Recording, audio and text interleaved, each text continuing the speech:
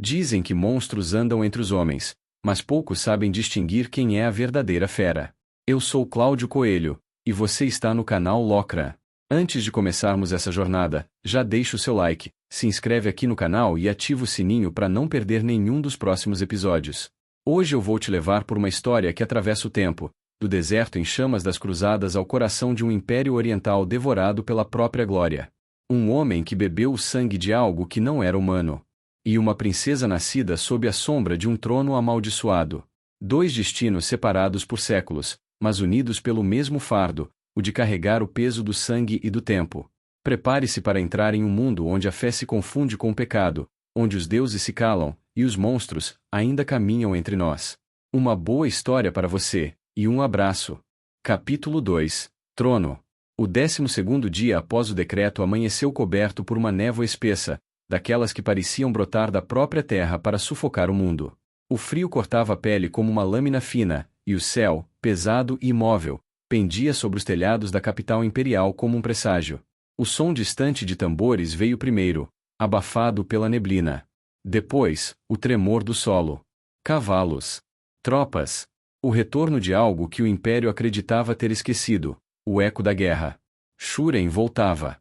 As portas negras da muralha se abriram com lentidão, como se o próprio ferro relutasse em permitir sua entrada. O primeiro a cruzá-las foi um cavalo colossal, tão negro que parecia devorar a luz. O homem sobre ele trazia uma postura que misturava majestade e ameaça, a rigidez de um comandante e o desdém de quem carrega o peso de 1000 vitórias e nenhuma alegria.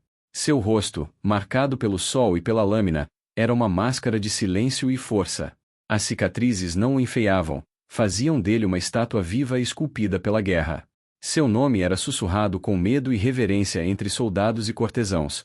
Shuren Han-Hiryu, o primogênito, o filho do trovão. Atrás dele, uma mulher cavalgava envolta num manto negro. O capuz lhe escondia quase todo o rosto, mas o vento revelava cabelos loiros em espirais e olhos pálidos como o gelo do norte. Era estrangeira, e trazia no olhar algo que não pertencia àquele mundo, uma calma predatória, um brilho quase sobrenatural. Os guardas desviavam o olhar quando ela passava, incapazes de sustentar o fardo de sua presença. Alguns diziam que era uma sacerdotisa vinda das ruínas de Oxidens, outros, que era uma amante amaldiçoada, filha de um deus morto. Atrás deles, marchava uma fileira de soldados em perfeita sincronia. Suas capas azul pérola tremulavam sob o vento gelado, e as armaduras, negras como obsidiana, refletiam o brilho do amanhecer. Cada passo era um juramento silencioso. O povo se afastava das ruas, ajoelhando-se ou observando escondido atrás das portas de madeira. Alguns gritavam seu nome, outros apenas murmuravam orações. Para muitos, Shuren era o verdadeiro herdeiro, o homem forjado no campo de batalha, aquele cujo sangue trazia o eco dos deuses. No topo das muralhas, o velho monge Enrin observava em silêncio. O manto cinza tremulava em torno de seu corpo frágil, e seus lábios se moveram em uma prece rouca. Os deuses são cruéis. Trouxeram o raio de volta a uma casa feita de palha. No coração do palácio celestial, o tempo parecia ter parado. O incenso ardia noite e dia, enchendo os aposentos imperiais com um perfume doce e pesado que tentava mascarar o cheiro de remédio e sangue. As janelas estavam cerradas, e a luz que entrava era pálida, quase doentia. O imperador II repousava entre almofadas de seda. O outrora conquistador que buscou unificar o continente agora era apenas uma sombra, o rosto encovado, os lábios manchados de sangue seco. Sua respiração vinha em ondas curtas e fracas, e a cada tosse o corpo inteiro tremia, como se o império estremecesse com ele. Ao seu lado, de pé, estava Lian, a filha mais jovem, tão parecida com sua mãe que o simples ato de olhá-la parecia uma ferida aberta. Quando os portões do salão imperial se abriram, o som ecoou como um trovão. Shuren avançou com passos firmes, e o silêncio seguiu como um manto. Cada sentinela curvou-se à sua passagem, e o próprio ar pareceu se dobrar em torno dele. Ele parou diante do trono, observando o pai em silêncio. Nenhum gesto, nenhuma saudação imediata, apenas aquele olhar fixo, carregado de um misto de reverência, desprezo e algo que poderia ser luto. Pai! Sua voz soou firme, cortando o silêncio. Recebo o chamado e retorno ao vosso lado. Ouvi rumores em campo, mas esperei que fossem mentiras de velhos ministros. E 6 segundos ergueu o olhar, os olhos marejados e cansados, e por um instante o tempo pareceu voltar. Viu o filho menino, de espada de madeira nas mãos, gritando seu nome nos jardins. Viu também o homem que ele forçou a se tornar. São verdades, meu filho, respondeu, entre um acesso de tosse. O sangue tingiu o lenço de vermelho escuro. O trono será dela. O eco dessas palavras permaneceu pairando no ar, lento e cruel, como uma lâmina caindo. Shuren não respondeu de imediato. Sua expressão não se alterou, mas algo dentro dele, invisível, pareceu se quebrar. Dela, disse por fim, em voz baixa, quase um sussurro. Uma menina criada entre véus e poemas? Uma flor de estufa para governar o império? Lian baixou os olhos, incapaz de encará-lo. Não pedi isso, irmão. Disse com doçura. Eu apenas obedeci à vontade de nosso pai. Ele riu. Um riso breve, sem calor, sem vida. Não, irmã. Tu apenas nasceste. E foi o bastante para me roubarem o destino. O imperador tentou se erguer, a voz embargada pela dor. Shuren. Lembra-te das leis do sangue. Nenhum irmão deve derramar o sangue de outro. Leis. O primogênito interrompeu, erguendo lentamente a cabeça. Quantas dessas leis o Senhor quebrou para chegar até aqui, pai? Quantas coroas foram erguidas sobre ossos de filhos e irmãos? O silêncio voltou, denso e insuportável. O som da respiração do imperador se misturava ao crepitar das velas. E 6 segundos tentou falar, mas tossiu sangue outra vez. Lian correu apoiá-lo, mas Shuren permaneceu imóvel, observando. Quando o velho enfim recuperou o fôlego, disse com voz quase extinta: Que tua espada jamais se volte contra teu sangue. Shuren se ajoelhou, lentamente, e curvou-se. A reverência era perfeita, mas os olhos, ao se erguerem, queimavam com algo antigo e implacável. Que os deuses protejam vossa decisão, meu pai. Respondeu com uma calma que parecia cinza após o incêndio. Pois nenhum homem o fará. O imperador fechou os olhos, exausto. O som do trovão ecoou distante, e por um instante pareceu vir de dentro das muralhas. Shuren se levantou e virou-se. O manto negro arrastava-se pelo chão, pesado de poeira e raiva. Quando passou por Lian, ela sussurrou, quase inaudível. Eu nunca quis te ferir. Ele parou. Olhou para ela sem se virar completamente, e por um momento algo humano brilhou em seus olhos, piedade, talvez, ou lembrança. Mas o brilho morreu rápido. Um dia, disse ele, em voz baixa, entenderás que o amor é apenas outra forma de guerra. E partiu, deixando atrás de si o cheiro de aço e tempestade. O lenço manchado de sangue escorregou das mãos do imperador, repousando sobre o chão frio. Do lado de fora, corvos se ergueram em voo, como se anunciassem o início de uma nova era, uma era onde o trovão voltaria a falar, e o sangue imperial voltaria a correr. A noite caiu sobre o Palácio Dourado como se o próprio céu tivesse decidido encerrar sua vigília. O vento que passava pelos jardins trazia o cheiro da chuva distante misturado ao perfume doce das flores de lótus, aroma que já não era puro, mas impregnado de algo decadente, como incenso queimado demais. As lagoas ornamentais, que de dia refletiam o esplendor do trono, agora tremiam sob o toque pálido da lua, tornando-se espelhos de prata onde se viam apenas fantasmas. O silêncio que pairava não era natural. Era o silêncio que antecede o desmoronamento. Na ala norte, onde os sinos do tempo não ousavam tocar, Shuren permanecia diante da janela aberta. A brisa noturna passava por seu corpo nu, roçando as cicatrizes que se cruzavam em sua pele como rios secos de antigas guerras. Cada linha, cada marca era uma lembrança que ele jamais conseguirá enterrar. Cidades reduzidas a cinzas, aldeias que queimaram até o chão, olhos que o fitavam no instante em que a vida os abandonava. Era um homem moldado pela guerra e, no entanto, agora a guerra estava dentro dele. O quarto estava quase às escuras, iluminado apenas pela luz trêmula das tochas que filtravam pelas cortinas. Foi nesse instante que um som leve, quase imperceptível, quebrou a quietude, o passo no sobre o tatame, suave como respiração. Ela saiu das sombras como se fosse parte delas. A mulher sem nome, a estrangeira que o acompanhou em seu retorno. Seu cabelo dourado refletia a chama, os olhos eram de um azul profundo demais para pertencer àquele continente, e o modo como caminhava, lento, silencioso, preciso, fazia parecer que o chão se moldava sob seus pés. O herdeiro do dragão parece abatido. Disse ela, a voz doce e cortante, como seda que esconde uma lâmina. Shuren não respondeu. Seu olhar estava preso ao horizonte, onde o templo de Enrin se erguia em silhueta contra o luar. Aquela torre sempre lhe pareceu distante, inalcançável, símbolo da fé que o pai cultivava e que ele jamais compreendeu.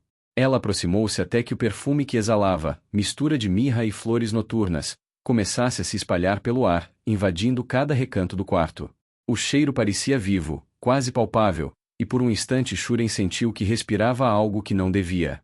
A princesa, disse ela, pousando a mão no ombro dele. Está no caminho, não está? O nome da irmã caiu como uma pedra sobre o coração do príncipe. A mão dele se contraiu sobre o parapeito, os músculos tensos como arame. Ela é apenas uma menina, murmurou, a voz rouca. Mas um império pode se dobrar diante de uma menina. Se os deuses assim quiserem. Ela sorriu, e o sorriso não era de escárnio nem de ternura, mas de compreensão, como alguém que vê o tabuleiro inteiro e sabe onde cada peça cairá. Os deuses não querem nada, Shuren. Sua voz baixou, íntima, quase um sussurro. São os homens que escrevem o destino, e as mulheres que o sussurram em seus ouvidos. Por um instante, o mundo pareceu parar. O som das cigarras ficou distante, o vento cessou. Apenas o coração de Shuren batia, pesado, dentro do peito.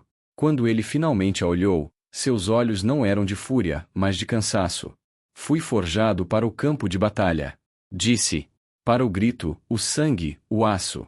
Não para as sombras e os véus de seda. Ela inclinou o rosto, o olhar fixo nele, e respondeu com um tom que misturava compaixão e desprezo.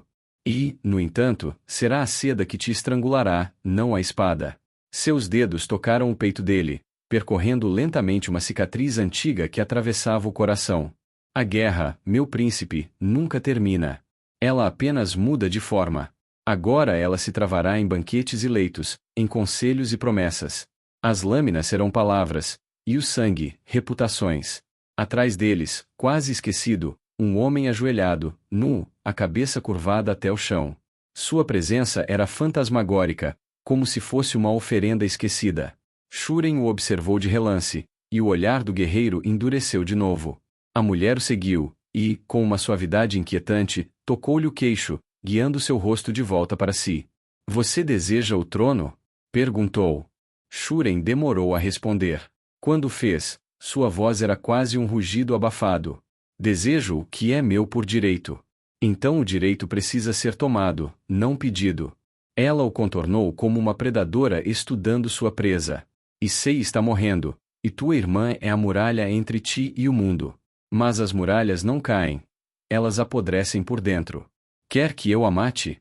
Perguntou, sem emoção. Ela riu, um som breve, perigoso, quase humano.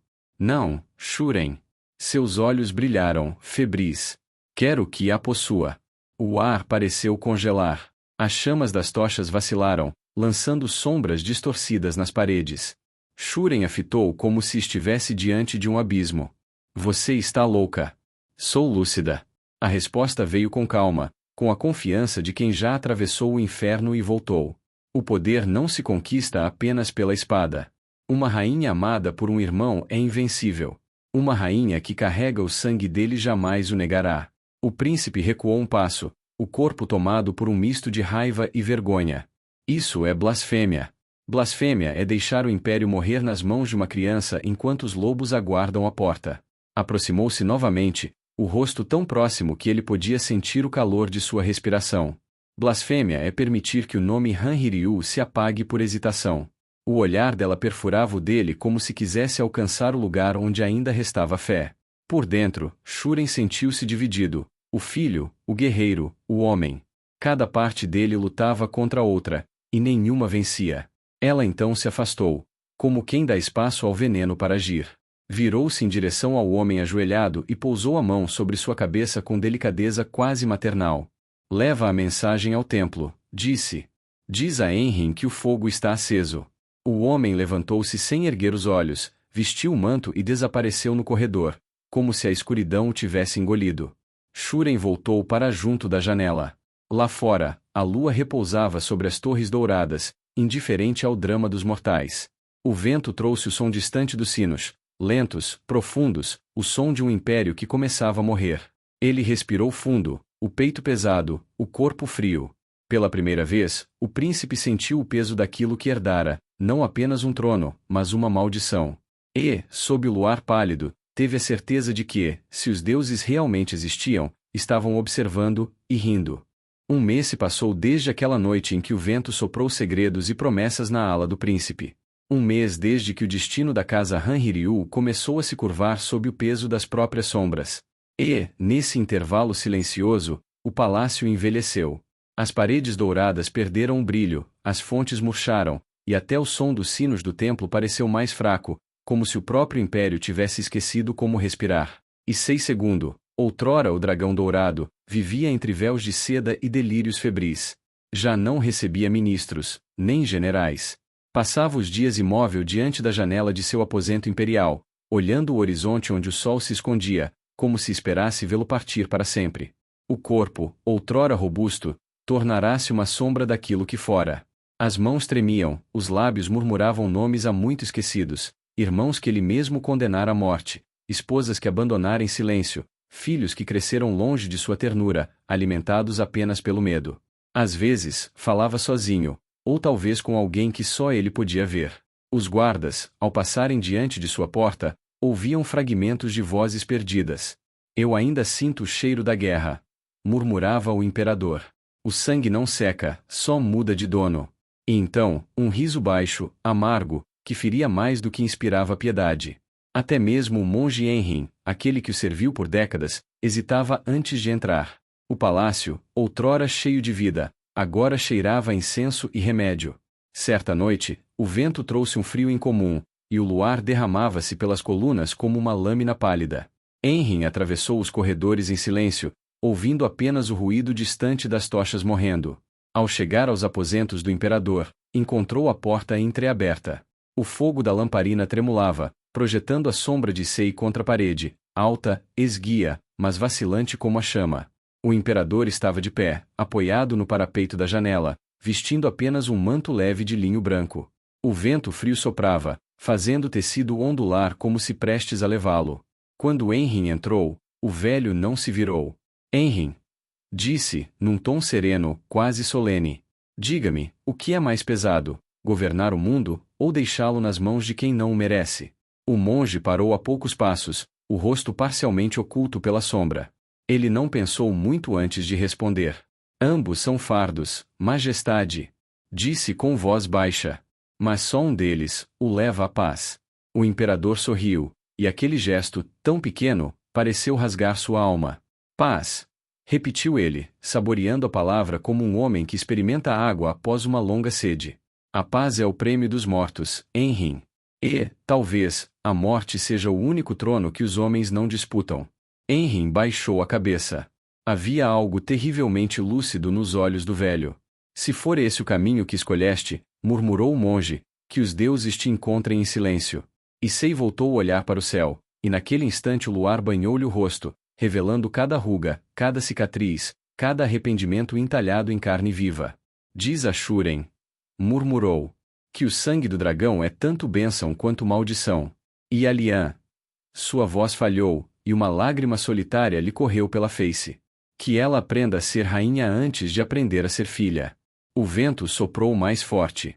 As cortinas ergueram-se como fantasmas dançando em despedida. Enrin deu um passo à frente, mas algo, talvez respeito, talvez pressentimento, o deteve. E então, e 6 segundos, imperador sonhador, permaneceu imóvel diante da janela, fitando o horizonte. A noite havia descido sobre a capital imperial como um presságio. O vento que soprava do norte arrastava consigo o cheiro da chuva e das flores murchas, misturado ao fedor distante das oferendas queimadas. No alto do Palácio Dourado, o brilho das tochas tremia, refletido nas superfícies de jade e nas poças deixadas pelo orvalho. Dentro das muralhas, o silêncio era tão profundo que parecia uma prece, ou talvez o medo tentando se disfarçar de devoção. Nos aposentos internos, o imperador e 6 segundos oscilava entre a vida e a morte. O som de sua respiração lenta e irregular era como o bater de um tambor antigo, marcando o compasso daquilo que restava de uma era. Cada gemido das dobradiças, cada sussurro de monges, cada leve arrastar de seda nas galerias parecia anunciar a aproximação do fim. As cortinas do quarto imperial tremulavam ao sopro do vento. Sobre a cama adornada com fios de ouro, O corpo do soberano já parecia o de uma sombra. As pálpebras pesadas, a pele sem cor, o peito erguendo-se em esforço. A morte rondava o leito com a paciência dos deuses. Lá fora, os corredores fervilhavam de rumores contidos, conselheiros e médicos, generais e concubinas, cada um medindo o silêncio do outro, tentando adivinhar quem cairia primeiro quando o dragão por fim expirasse. Era a véspera do fim, embora ninguém ousasse pronunciá-lo.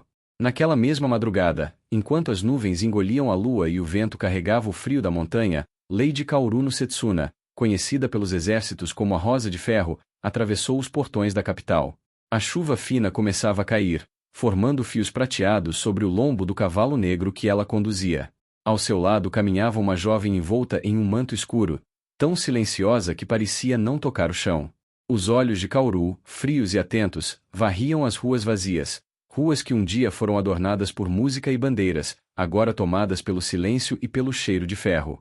Em cada esquina, sob cada beco, ela sentia o peso invisível de olhos escondidos. Espiões, assassinos, soldados de facções rivais, a cidade dormia, mas o poder permanecia desperto. Nenhum guarda ousou detê-la. Havia algo em sua presença que transcendia o medo e se aproximava do sagrado, a combinação perigosa de uma mulher que já matou demais e de uma lenda que a própria morte parecia evitar. O portão oeste do palácio se abriu sem resistência. Lá, à sombra das colunas douradas, Katsuro, o velho capitão da guarda, esperava. Sua armadura estava gasta, o rosto marcado pelo tempo e por derrotas que preferia esquecer. A luz das lamparinas tremulava sobre sua barba grisalha, e os olhos cansados o denunciavam como um homem que já presenciara a queda de muitos impérios, e que agora via mais um desmoronar. Lady Kaoru, disse ele, inclinando-se, não por cortesia, mas por respeito. Sua voz carregava um cansaço amargo. Não esperávamos vê-la antes do amanhecer. Há rumores em toda a cidade. O imperador agoniza, os ministros conspiram, os generais aguardam, e o Kaoru desmontou sem pressa, os movimentos precisos, o olhar inabalável. Eu sei. Respondeu, cortando suas palavras com serenidade e firmeza. Sei quem está nos portões, quem compra juramentos, quem vende o futuro por um lugar ao lado do trono. Sei também que quando o corpo do imperador esfriar, o selo imperial será disputado como um osso entre cães famintos. A voz dela soava como ferro sendo forjado, quente, controlada e irremediavelmente dura. O velho capitão silenciou. Ao lado de Kaoru, a jovem de manto escuro manteve-se imóvel, o rosto oculto. Seus olhos, contudo, percorriam cada sombra, cada guarda, cada movimento do vento. Era impossível dizer onde terminava a pessoa e começava o instinto. Aquela era uma shinobi, uma lâmina viva, moldada nas florestas de Setsuna, criada para obedecer, desaparecer e matar sem deixar traço. Kaoru avançou até o centro do pátio. O vento levantou o tecido de seu manto, revelando por um instante a armadura sob ele, leve, silenciosa, tingida de um negro profundo. Era a armadura de quem aprendeu que sobrevivência e mentira caminham juntas. Ela ergueu o olhar para o céu. A lua estava escondida atrás de nuvens espessas, e um trovão distante murmurava entre as montanhas. O império está prestes a mudar de dono, disse, mais para o vento do que para Katsuro. E cada um de nós precisará escolher se será a lâmina, ou a sombra. O silêncio que se seguiu foi quebrado apenas pelo gotejar da chuva. Então, ao longe, ecoaram 3 badaladas lentas, vindas do templo de Enrin. O som espalhou-se pela cidade como um gemido profundo, atravessando muralhas e corações. Os sinos do luto. Kaoru fechou os olhos. O imperador ainda não havia sido declarado morto, mas ela soube. O som não mentia. Aquilo era o último suspiro do dragão. Quando abriu os olhos, a dureza habitual havia cedido lugar a algo mais sutil, o olhar frio e matemático de uma mulher que compreendia o instante exato em que o mundo muda de eixo. Ela virou-se para a jovem shinobi e falou baixo, a voz firme como um juramento. Ninguém deve te ver. E nenhum rumor deve sobreviver. A garota apenas inclinou a cabeça. Num piscar, desapareceu. O ar vibrou, e onde ela estava restou apenas a oscilação fraca da luz das tochas. Katsuro respirou fundo, tenso, tentando disfarçar o desconforto que a presença, ou a ausência, da shinobi lhe causava. Pelos céus, murmurou. Que ordem foi essa, Lady Kaoru? O que pretende?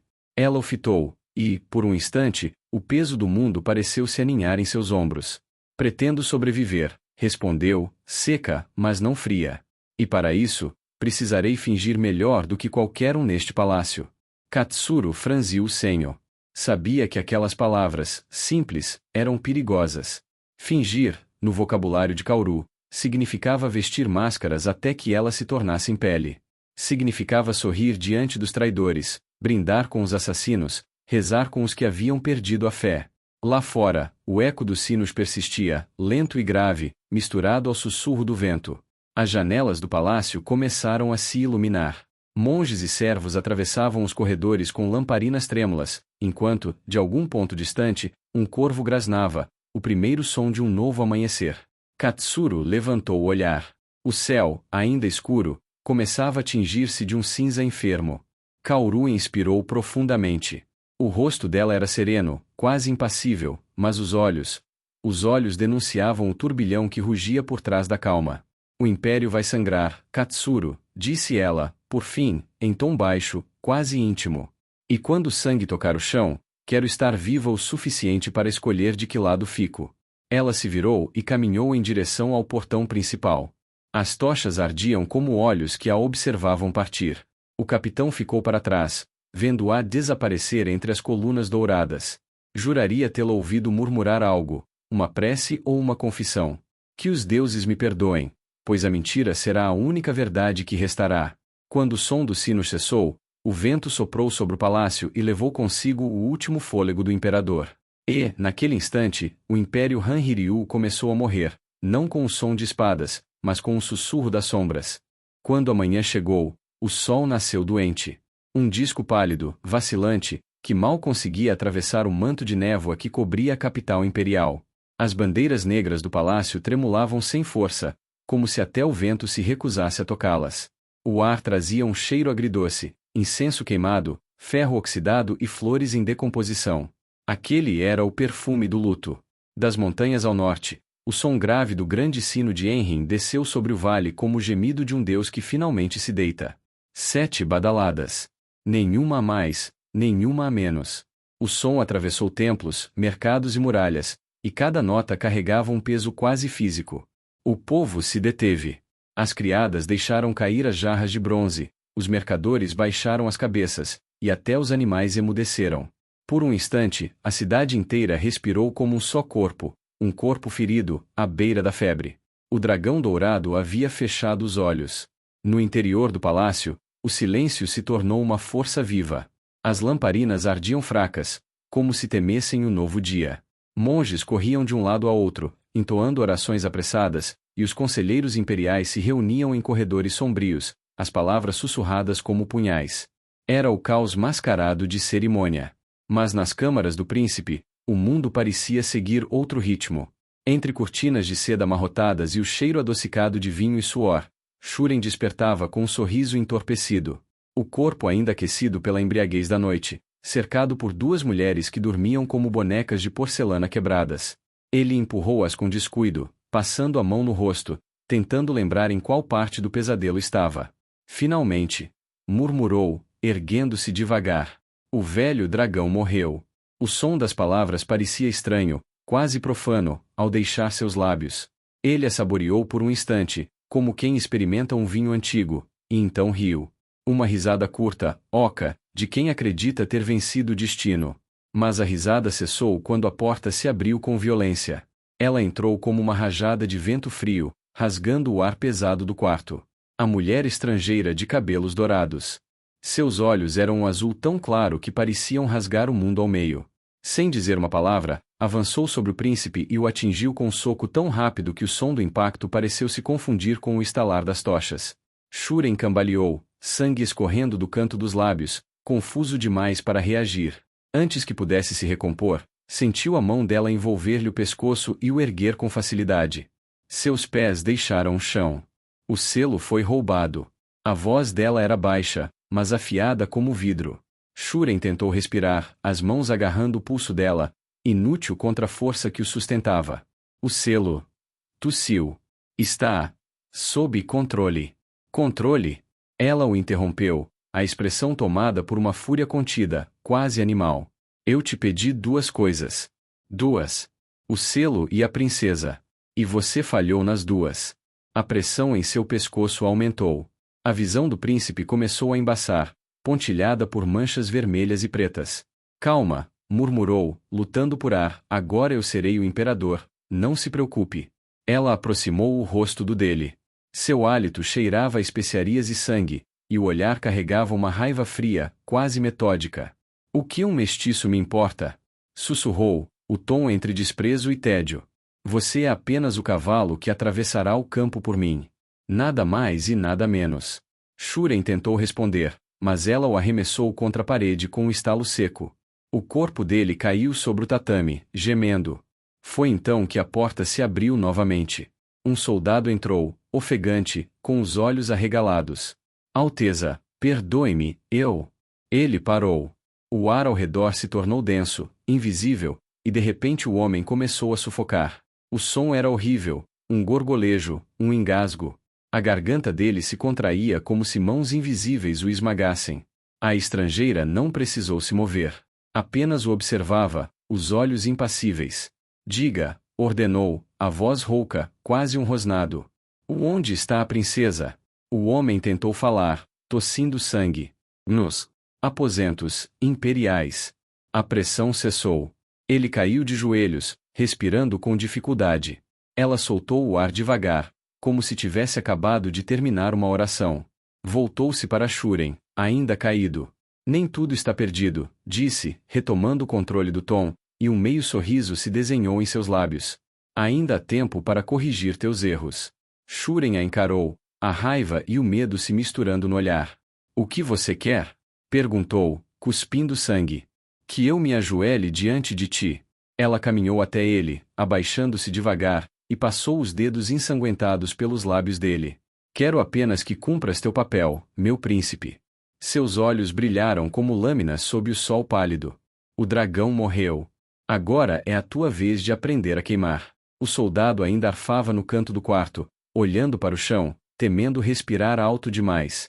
Viridiana se ergueu e caminhou em direção à janela, abrindo as cortinas com um puxão. A luz cinzenta do amanhecer inundou o quarto.